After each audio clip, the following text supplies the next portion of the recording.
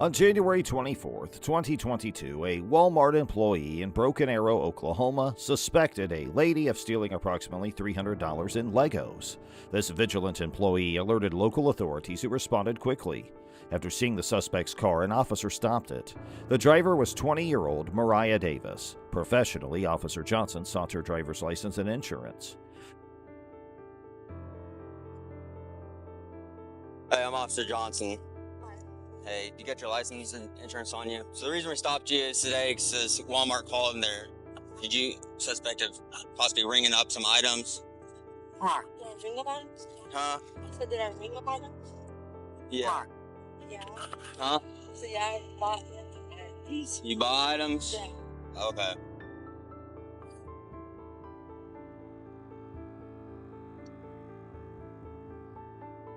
Alright. So you remember Native American tribe? Okay, just hang tight for me, alright?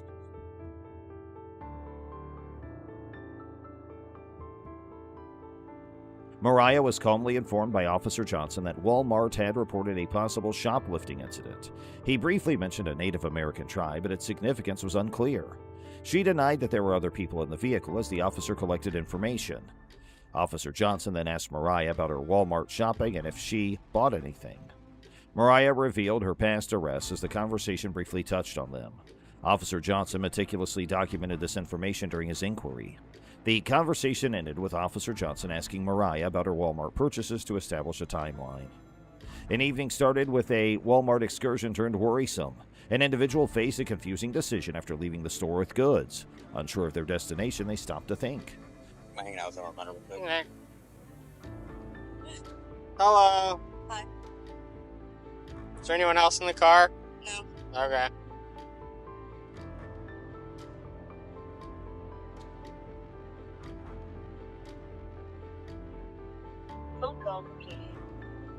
So, what were you doing at Walmart?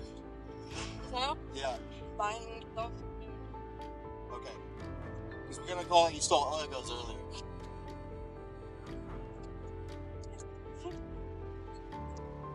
Did he get your ID?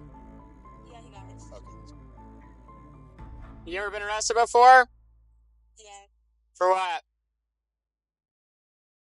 Receiving stolen property because I was driving someone else's car. Okay. What all did you buy? Dog food and milk. Okay.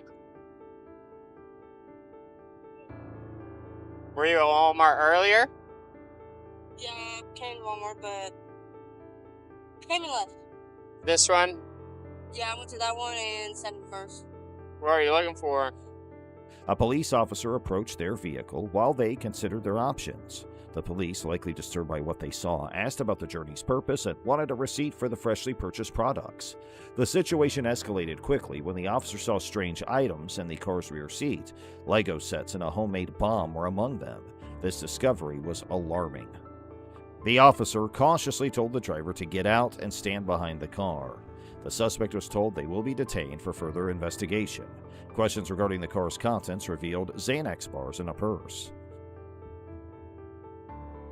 I just like looking at different Walmarts. They usually have different stuff. Did you buy anything earlier? No. Where were you headed to after you just left Walmart? To get food? To get food? Yeah. Oh, okay. Where at? Were you gonna go get on the turnpike? Or did you just stop here? No, I just stopped here. I didn't know where to stop. Oh, okay. I couldn't turn around. As anxiety rose, the officer returned to the strange item in the rear seat. It had enormous fireworks, screws, metal parts, and a menacing covering, suggesting a bomb. The officer requested assistance and told a supervisor about the dangerous scenario for public safety. The police and backup troops analyzed the device's size and threat, keeping the situation tenuous. All involved feared a devastating explosion. That is Alright, go ahead and hop out real quick.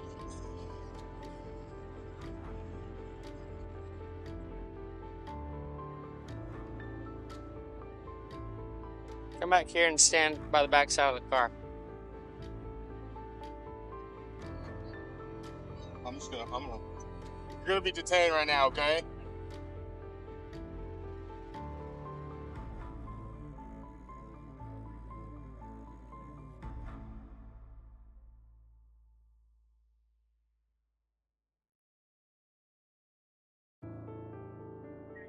Do you have anything illegal in the car? There's a bat. There's bars in my purse. Some Xanax bars. You're not prescribed? No. Okay. Do you have any guns in the car? Any other drugs? I don't think so. Okay. I'm gonna put you back in the car.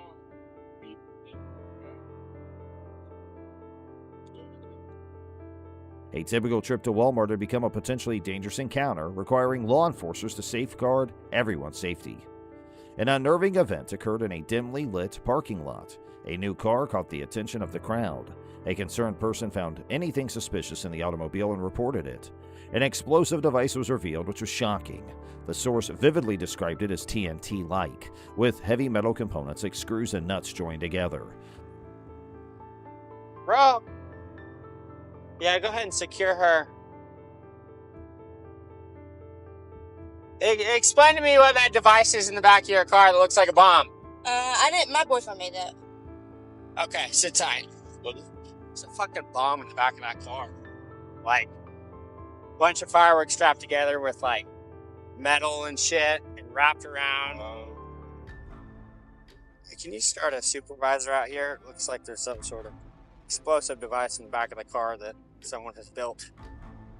It's got, like, 4 big-ass fireworks, and there's, like, big old screws and shit all within that, and then it's got like a bunch of stuff wrapped around it.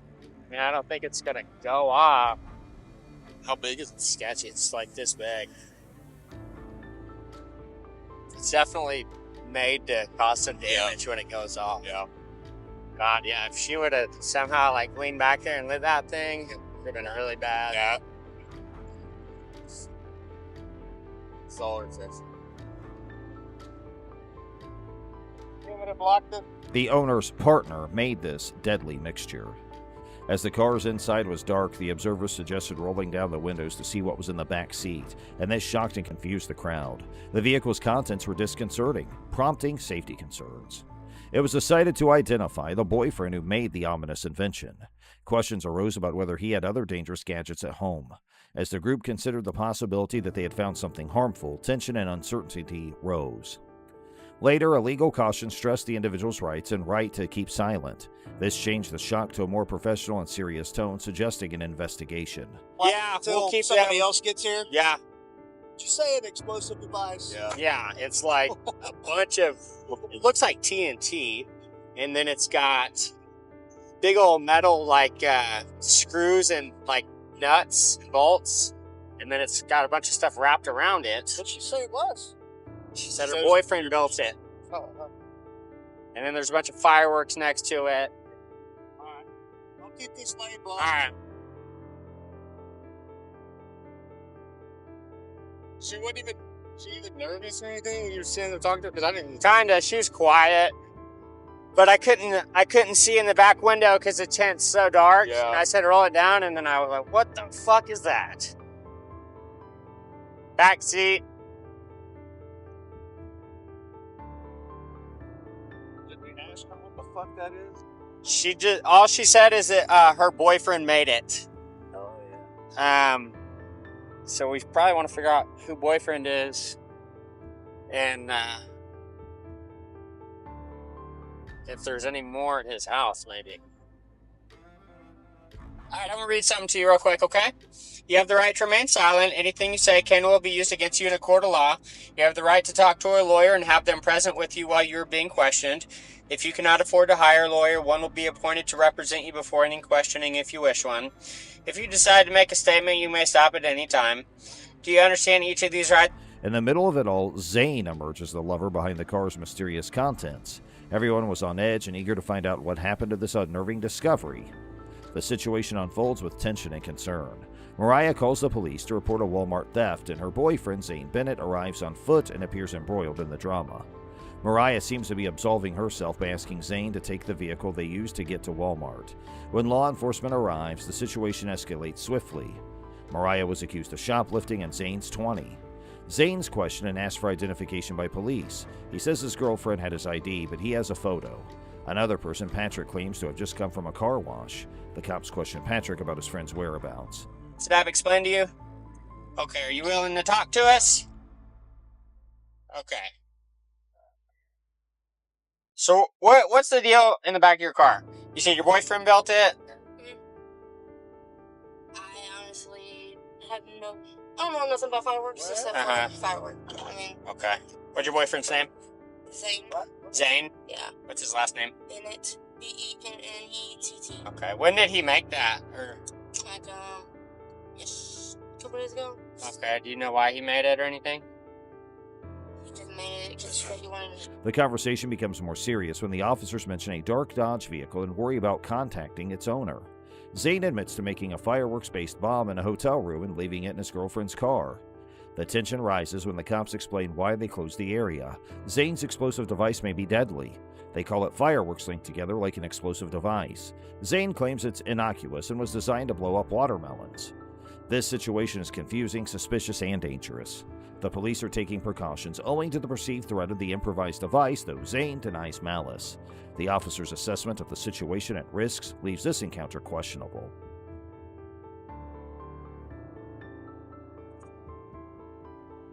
Where'd you come from?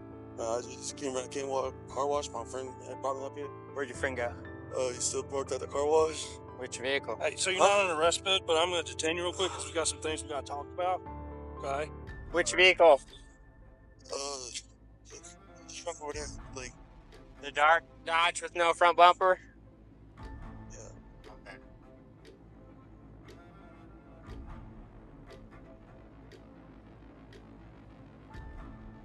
Hey, Gerber, this new thing right here.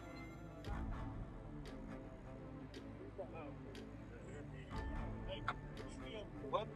Yeah. Yeah.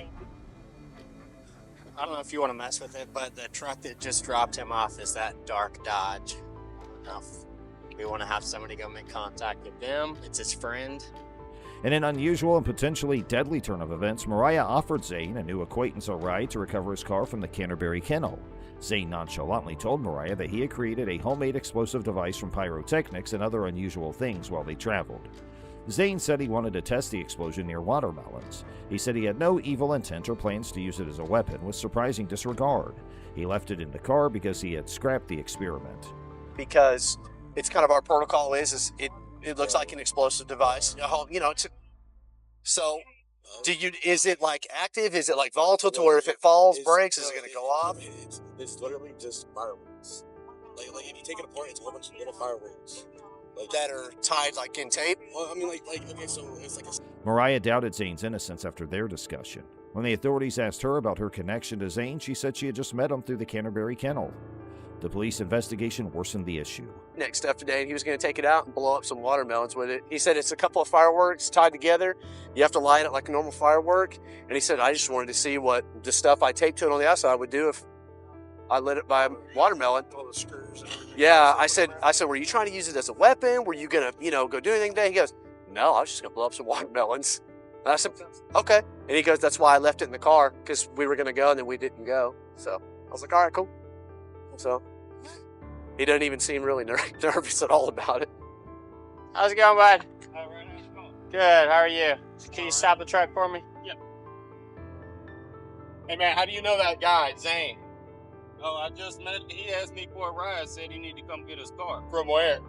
from up at the Canterbury. Okay, you never met him before? Yeah, I met him, You just know I'm through the Canterbury? sir. You know I'm through the Canterbury? Yes, sir. You stay up there? No, I don't stay there. Okay, you were just over there and he needed a ride? Yes, sir. Okay, do you have ID on you?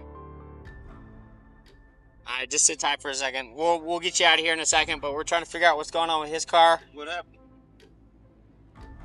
There's some weird stuff in there, so we gotta figure that out. And if you're good to go, you can get out of here. But since you dropped him off and he's directly related to all this, we just want to figure out who you are and if there's anything going on. Oh, okay. You don't want to? Affirm. An x-ray of the explosive device revealed pyrotechnics, fish hooks, metal shavings, screws, and rivets, which may cause havoc. Risky experimenting by Zane could have deadly results. The Tulsa Police Department's bomb team skillfully dismantled the device, preventing a calamity. On the evening of September 21, 2019, law enforcement authorities swiftly reacted to a distressing domestic violence call that had emanated from an apartment in Austin, Texas. Deputy Pereira, a dedicated officer serving with the Williamson County Sheriff's Office, promptly arrived at the location. The door he knocked on belonged to the residence of Skylar Leo, a young 20-year-old woman who cohabited with her boyfriend Eric Ramirez. The call, urgently placed by a concerned neighbor, compelled the officers to investigate the situation without delay. Ms. Leo informed Deputy Pereira that Mr. Ramirez had left the apartment and didn't know his whereabouts. She also expressed her unwillingness to press charges of domestic assault. Look up for me. What's on your neck? What happened? Nothing happened. So I have witnesses saying something happened. So are you trying to protect him? No, I just really don't like dealing with y'all. I really don't want to deal with y'all. I really don't. Okay. So... I don't need to talk to y'all. I really don't. Do you have your ID on you or anything? No, I don't. So what's your last name? Domestic violence laws vary across states, including how abuse is defined, the charges against abusers, and mandatory reporting requirements. In Texas, officers have discretion in making arrests for domestic violence incidents. Despite Ms. Leo's reluctance to press charges, law enforcement and prosecutors can pursue criminal actions based on their investigation and evidence. Texas law emphasizes the protection of domestic violence victims, regardless of their cooperation. So, were y'all... I'm trying to figure out why your friends called the cops. What friend? Or your witnesses, whoever was over here that called us. So what? We got into an argument. Okay. That's it. Okay. It was nothing physical? Nothing physical. Where are the marks on your neck from? We got into my necklace right here. No, this right here. What is that from? Does it really matter? Yes. It doesn't. To make sure you're okay. I'm fine, ma'am. So. I'm fine. Like, literally, I'm fine. Okay. I'm gonna be honest with you, I get a rash talking to y'all. I do not want to talk to you, and especially Williamson County. Y'all have a really bad reputation. I've bad encounters with y'all. I do not want to I'm not gonna hurt you. I know you aren't, ma'am. Okay, so we need your cooperation. I know, and I'm Do you want to press charges? I do not. Okay. No, I do not. Thus, the police had a duty to safeguard Miss Leo's well-being during their response. Deputy Lorenzo Hernandez, previously featured on a reality show, encountered a situation where he tried to enter Miss Leo's apartment. Although Miss Leo protested, the Fourth Amendment allows officers to enter a citizen's home without a warrant under certain circumstances, such as protecting individuals from immediate harm, like in cases of domestic violence. Courts have often given officers broad discretion in responding to domestic violence calls. Based on these precedents, it's likely that a court would find Deputy Hernandez's entry into Miss Leo's apartment justifiable to ensure her safety despite her objection. However, we must also address the legality of use of force in this situation. Deputy Hernandez contends that Ms. Leo's non-compliance justified the altercation and the use of force by the deputies. However, a court would likely disagree, as it must assess the reasonableness of the force used. In the 1989 Supreme Court case of Graham v. Connor, courts considered the severity of the crime, the threat posed to officers or others, and whether the suspect is actively resisting arrest. The 2018 case of Darden v. City of Fort Worth further emphasized that excessive force occurs when an arrestee is not actively resisting. Ms. Leo, a victim not resisting arrest, faced unwarranted aggression. A court would undoubtedly find Deputy Hernandez's actions excessive. Sheriff Robert Shoddy initiated an internal investigation after an altercation, leading to Deputy Hernandez's one-day suspension. Surprisingly, Hernandez was later promoted to detective, but in January 2021, he resigned when former Sheriff Shoddy lost to current Sheriff Mike Gleason. Subsequently, Hernandez faced charges of official oppression and assault for his excessive use of force against Miss Leo. We went to my house. I'm like, well, we gotta find the guy that allegedly did this. So she didn't give direction, travel, description, anything. She's like, he left. I don't know where he went. Third level Nicholson. Satisfaction. What's up? So we need to see if this guy's inside your apartment. Who else is in here? She filed a lawsuit against him in the Williamson County Sheriff's Office on September 20th, 2021. Both the criminal charges against Hernandez and Miss Leo's civil suit remain pending. His actions were unacceptable, rapidly escalating a peaceful situation, showing unprofessionalism and using excessive force. Went to my apartment. Yo, with what? I'm literally gonna press charges on y'all. We have a possible felony. Possible felony? Yes. For what? For who? He's not here, I'm telling you. But you don't know where he went? I don't know where he went. Okay. Like, what?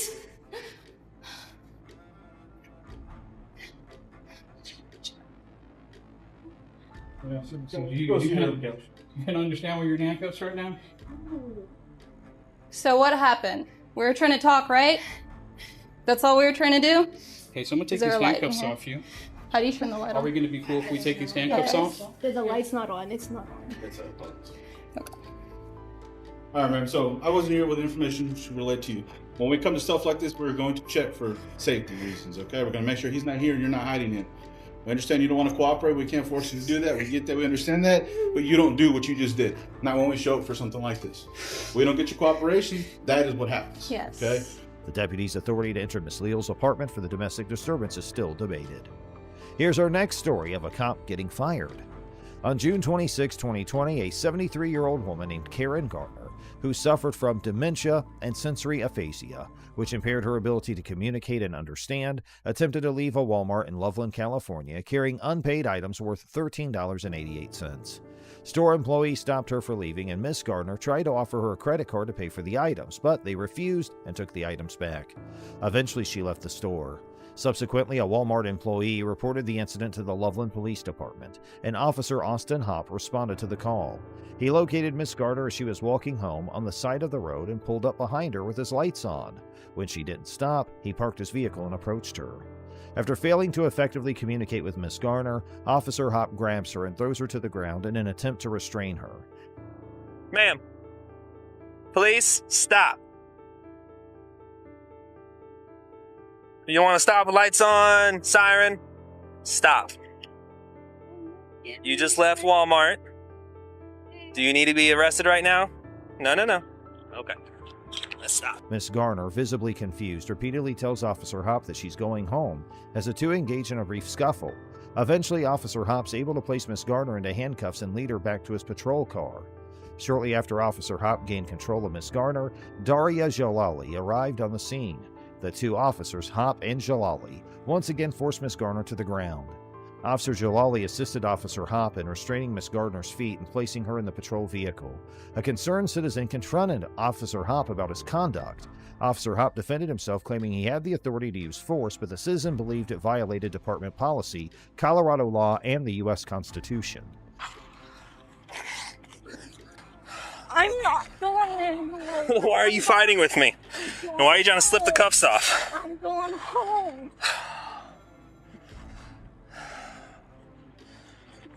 Stop. I'm going home. No, you're not. Are you finished? Are you finished?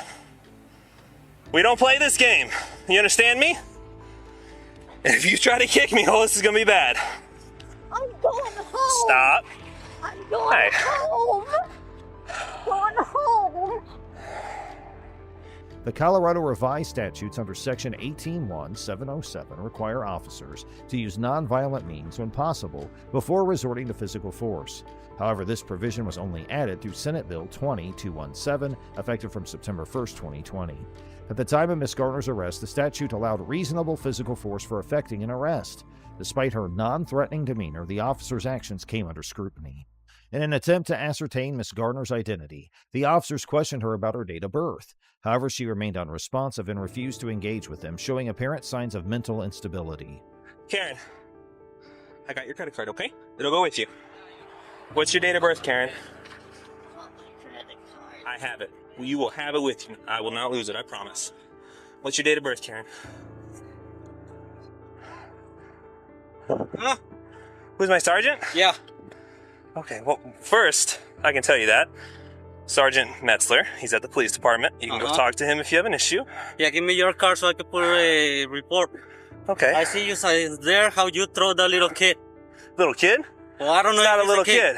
And this is what happened. He was just walking, and I see you how you grab him. Stole from Walmart and refused to stop, refused to listen to lawful orders, and to fight me. This is what happens when you fight the police. I have to use force to safely detain her. That's what this is. This isn't just some random act of aggression. Unfortunately, the officer seemed oblivious to the possibility of her suffering from dementia, despite her exhibiting symptoms of disorientation, memory loss, and disordered speech. The Loveland Police Department's policy on interactions with individuals suspected of mental illness clearly outlined the need for officers to be aware of such behaviors and to establish a compassionate connection while ensuring everyone's safety. Officer Hopp, as seen in the body camera footage, either failed to recognize these signs or deliberately disregarded the policy during his interactions with Miss Garner. After being brought to the police station, Miss Garner was led inside by officers and left handcuffed to a bench where she remained unattended for several hours without any medical assistance. Officer Hopp's use of force resulted in severe injuries for Miss Garner, including a fractured and dislocated shoulder, a bloody nose, facial scrapes, and contusions on her knees. The incident also led to her being diagnosed with post-traumatic stress disorder, causing ongoing physical pain in her shoulder, arm, and wrist. Yeah, let me see your feet. Credit card. We'll get it. Oh, my credit card.